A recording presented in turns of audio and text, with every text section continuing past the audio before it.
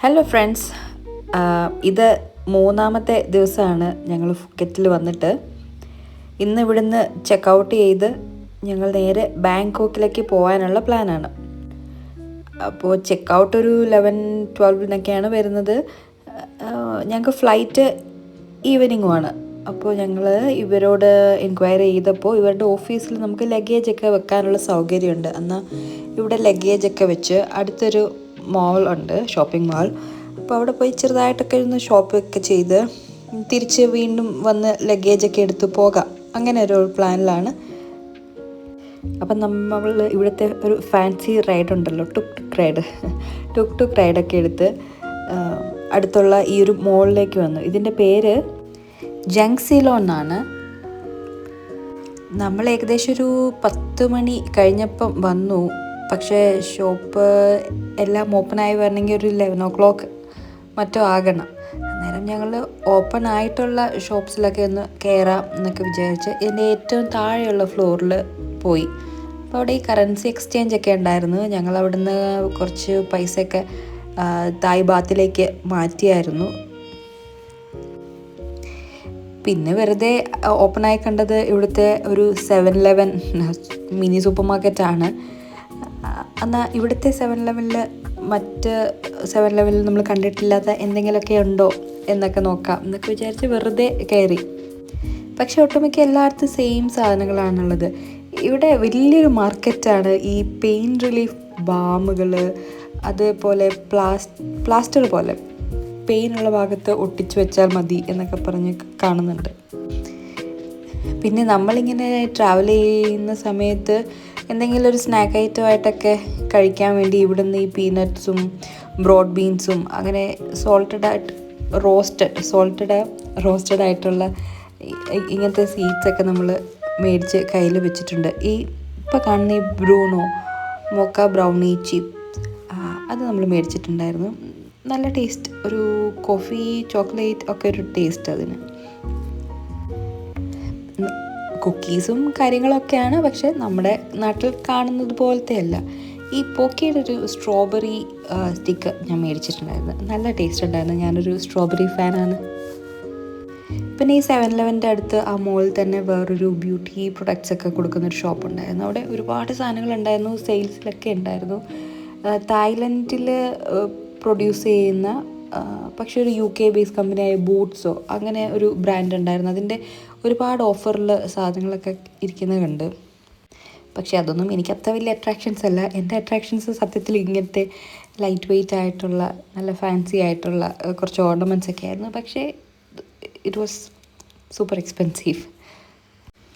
അതുകൊണ്ട് വെറുതെ ഇതൊക്കെ ഒന്ന് കണ്ട് ആസ്വദിച്ച് വീഡിയോയിലൊക്കെ ഒന്ന് എടുത്തിങ്ങ് പോന്നു. ഇതൊന്നും മേടിച്ചിട്ടില്ല. പക്ഷെ ഞാൻ നോക്കുമ്പോൾ ഇങ്ങനത്തെ ബീഡ്സൊക്കെ ഇവിടെ കിട്ടാറുണ്ടല്ലോ. അപ്പോൾ ഉണ്ടാക്കാൻ അറിയാവുന്നവർക്കാണെങ്കിൽ ഇത് ഒറിജിനൽ എന്തെങ്കിലും ഒക്കെ ബീഡ്സ് ആയിരിക്കും. എനിക്കറിയില്ല അത്ര ഡീറ്റെയിൽസ്. പക്ഷേ നമുക്കിവിടെ കിട്ടുന്ന കാര്യങ്ങളൊക്കെ വെച്ച് ഈ ഒരു കളർ കോമ്പിനേഷനിലും ഒക്കെ ചെയ്തെടുക്കാനുള്ളതിലേ ഉള്ളൂ. ഇവിടെ വന്നു കഴിഞ്ഞാൽ വലിയ സെലക്ഷൻ്റെ ബുദ്ധിമുട്ടൊന്നും, അതായത് എൻ്റെ ടേസ്റ്റിന് വലിയ സെലക്ഷൻ്റെ ബുദ്ധിമുട്ടുകളൊന്നും ഉണ്ടാവില്ല. കാരണം കണ്ട എല്ലാം തന്നെ എനിക്ക് ഇഷ്ടപ്പെട്ടായിരുന്നു. ഇയർ റിങ്സ് ആണെങ്കിലും നെക്ക് ചെയിൻസ് ആണെങ്കിലും ബ്രേസ്ലെറ്റ്സ് ആണെങ്കിലും ഒക്കെ നല്ല രസമുണ്ടായിരുന്നു. എൻ്റെ ഒരു ടേസ്റ്റിന് പറ്റിയത് കൊണ്ട് ഞാനങ്ങനെ പറയുന്നതാണ്. പിന്നെ ഈ ഒരു മോളിൽ കിട്ടാത്തതായിട്ട് ഒന്നും ഇല്ലയെന്ന് തോന്നുന്നു. ഒരു തായ്ലൻഡിൽ വന്നു കഴിഞ്ഞാൽ അവരുടെ കൾച്ചർ റിലേറ്റഡ് ആയിട്ടുള്ള കാര്യങ്ങൾ, പിന്നെ അവരുടേതായ ഒത്തൻറ്റിക് സാധനങ്ങളുണ്ടാവില്ല. ഈ നേരത്തെ പറഞ്ഞ ആ ഒരു ഇൻഹെയിൽ ചെയ്യുന്ന ഒരു ജലദോഷമൊക്കെ വരുമ്പോൾ ഇൻഹെയിൽ ചെയ്യുന്ന ഒരു മെഡിസിൻ, പിന്നെ പെയിൻ റിലീഫ് ബാമുകൾ, അങ്ങനെ കരകൗശല വസ്തുക്കൾ, അങ്ങനെ ഒരുപാട് സാധനങ്ങൾ. ഇതൊരു വലിയ മോളാണ്. ഒരു 3-4 നിലയിൽ നല്ല വീതി വലിപ്പമുള്ള മോള്. പിന്നെ എൻ്റെ കണ്ണിലുടക്കിയ കുറച്ച് ഡെക്കറേറ്റീവ് ഐറ്റംസാണിത്. ഇത് ലൈറ്റ് കുറവായതുകൊണ്ട് അതിൻ്റെ ഒരു ഭംഗി വീഡിയോയിൽ കിട്ടിയിട്ടില്ല എന്ന് വേണം പറയാൻ. പക്ഷേ ഇത് നേരി കാണാൻ നല്ല രസമുണ്ടായിരുന്നു. അങ്ങനെ ഷോപ്പിംഗ് ഒക്കെ കഴിഞ്ഞ് ഞങ്ങൾ വേഗം തിരിച്ച് നമ്മൾ താമസിച്ച അപ്പാർട്ട്മെൻറ്റിൽ വന്ന് ലഗേജൊക്കെ എടുത്ത് പിന്നെ അവിടെ തന്നെ കഴിഞ്ഞ ദിവസം രാത്രി ഭക്ഷണം കഴിച്ച ഇസ്താംബുൾ എന്ന് പറഞ്ഞ റെസ്റ്റോറൻറ്റിൽ ഫുഡൊക്കെ നേരത്തെ പറഞ്ഞു വെച്ചു. എന്നിട്ട് വേഗം അത് കയ്യിലെടുത്ത് വണ്ടിയിലിരുന്നാണ് കഴിച്ചത് ഓൺ ദ വേ ടു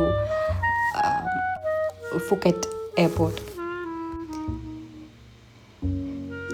നമ്മളങ്ങനെ സുവർണ ഭൂമി ഇൻ്റർനാഷണൽ എയർപോർട്ടിലെത്തി അറൗണ്ട് ഒരു 6 മണി ഒക്കെ ആയപ്പോൾ. ഫ്ലൈറ്റ് ഉദ്ദേശിച്ചതിലും ഡിലേ ആയിരുന്നു. അതുകൊണ്ട് ബാങ്കോക്കിൽ എത്തിക്കഴിഞ്ഞിട്ടുള്ള പ്ലാൻസ് പലതും മാറിപ്പോയി.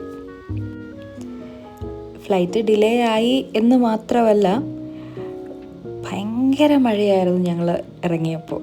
ഒരു 1 hour 2 hours നന്നായിട്ട് മഴ പെയ്തു ഞങ്ങൾ ഇറങ്ങിയ ആ സമയത്ത്.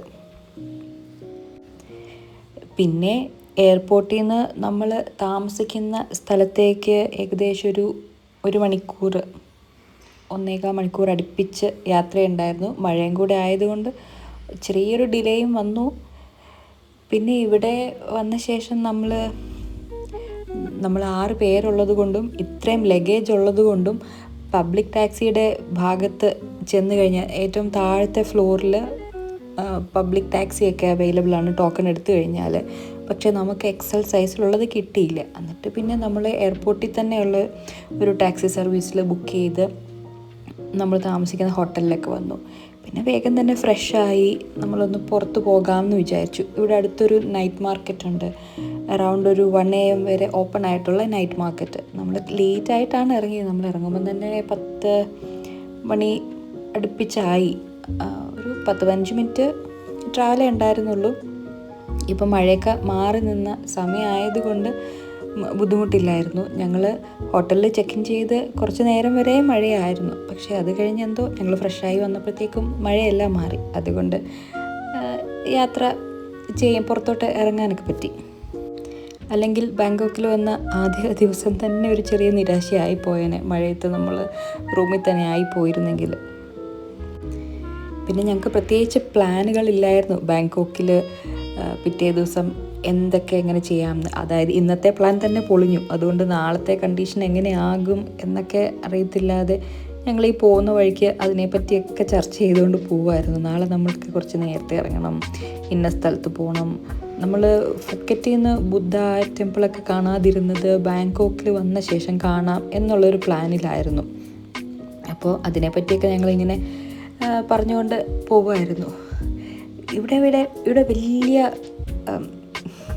സ്കൈ സ്ക്രേപ്പേഴ്സ്, അതായത് അമ്പരച്ചുംബികൾ ഉണ്ട്.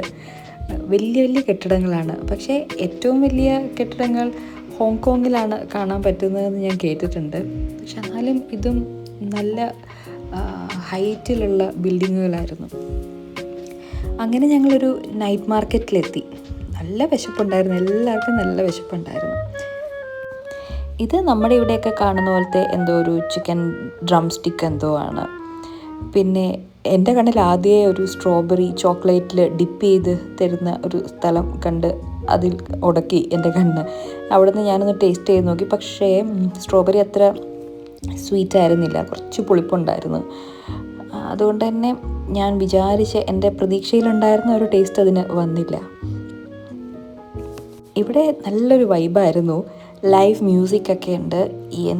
എന്തൊക്കെയൊക്കെയോ ഫുഡ് ഐറ്റംസാണ് ഇവിടെ ഉള്ളത്. ചിലതൊക്കെ നമുക്ക് കാണുമ്പം എന്ന് തോന്നും. പക്ഷേ അത് ആൾക്കാർ മേടിച്ച് കഴിക്കുന്ന സാധനങ്ങളൊക്കെ തന്നെയാണ്. നമുക്ക് ശീലമില്ലാത്തതിൻ്റെതായ ബുദ്ധിമുട്ടുകളൊക്കെ. നടുഭാഗത്തായിട്ട് ഇരിക്കാനുള്ള കുറേ ചെയറും ബെഞ്ചും ഡെസ്കും ഒക്കെ ആയിട്ട്, ടേബിളൊക്കെ ആയിട്ട്, പിന്നെ അതിന് ഇരുവശങ്ങളിലുമായിട്ട് കുറേ ഫുഡ് കൗണ്ടേഴ്സ്.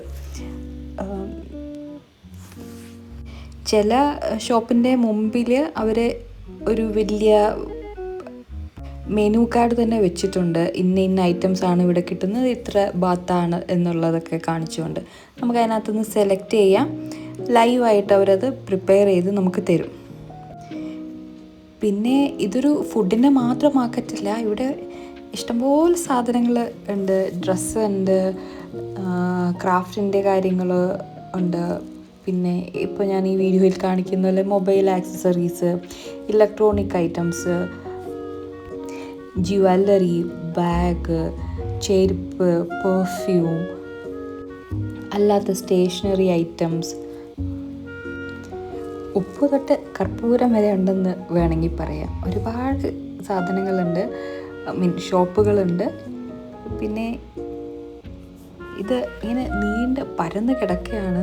നമ്മളൊരു സൈഡിൽ കയറി ഞാൻ ഒരു ലൈനിൽ തന്നെ ഒരു 10 തവണ കറങ്ങി വന്നിട്ടുണ്ടാകും, ഓരോ ഷോപ്പിലും കയറിപ്പോയി. അങ്ങനെ നടക്കുമ്പോഴാണ് ഞാൻ കണ്ടത് ഒരു മുഴുവൻ മുതലേനെ അവിടെ ഡിസ്പ്ലേ ചെയ്തേക്കുന്നു. അതിൻ്റെ നാക്ക് സെപ്പറേറ്റ് ആയിട്ട് കുക്ക് ചെയ്ത് കൊടുക്കുന്നു, അതിൻ്റെ ഉള്ളിലുള്ള ഓരോ പാർട്ടുകൾ ഓരോന്ന് സെപ്പറേറ്റ് ആയിട്ട് കുക്ക് ചെയ്ത് കൊടുക്കുന്നു. ഞങ്ങളുടെ കൂട്ടത്തിലുള്ള ഒരു ആൾ അത് മേടിച്ച് കഴിക്കുകയൊക്കെ ചെയ്തു. എന്നിട്ട് ഒരു ചെറിയ അസ്ക്യത പിറ്റേ ദിവസം വയറിനുണ്ടായിരുന്നു എന്ന് പറയുന്നതും കേട്ടു. ഞാൻ എന്തായാലും ഇവിടുത്തെ ഫേമസ് ആയിട്ട് എല്ലാവരും പറയുന്ന ആ മാംഗോ സ്റ്റിക്കി റൈസ് കഴിക്കാൻ ഭയങ്കര എക്സൈറ്റഡ് ആയിരുന്നു. ഇന്നായിരുന്നു അതിൻ്റെ ആദ്യ പരീക്ഷണം. എനിക്ക് നല്ല ഇഷ്ടപ്പെട്ടു. പക്ഷെ ചെറിയൊരു പോരായ്മ ഇതിന് തോന്നിയത് ഇതും മാങ്ങ കുറച്ച് പുളിപ്പുള്ളതായിരുന്നു. പിന്നീട് ഞാൻ കഴിച്ചത് അല്പം കൂടെ മധുരം ഉള്ള മാങ്ങയായിരുന്നു. അന്നേരം ടേസ്റ്റ് കുറച്ചും കൂടെ കൂടുതൽ തോന്നി. ഈ ജാസ്മിൻ റൈസിൻ്റെ ഒരു ഫ്ലേവർ തേങ്ങാപ്പാലൊക്കെ മിക്സ് ചെയ്ത് കഴിഞ്ഞിട്ടാണെങ്കിൽ എനിക്ക് അമ്പലത്തിലെ പടച്ചോറ് നിങ്ങൾക്കൊക്കെ അറിയാവുമെന്നറിയില്ല, പടച്ചോറിൻ്റെ ടേസ്റ്റ് അല്ല എന്നാണ് താനും. ഒരു ഉണക്കലരി കൊണ്ടുള്ള പടച്ചോറുണ്ടല്ലോ, അതുപോലെ അതിൽ തേങ്ങാപ്പാലൊക്കെ ഒഴിച്ച് എന്നാൽ കുറച്ച് സ്വീറ്റുണ്ട്. പടച്ചോറെന്ന് പറയുമ്പോൾ ഭയങ്കര ബ്ലാൻഡാണ്. ഇത് കുറച്ച് സ്വീറ്റൻഡ് ആയിട്ടുള്ള കോക്കനട്ട് ക്രീം ഒക്കെ വരുന്നു. നല്ല ടേസ്റ്റായിരുന്നു അത്.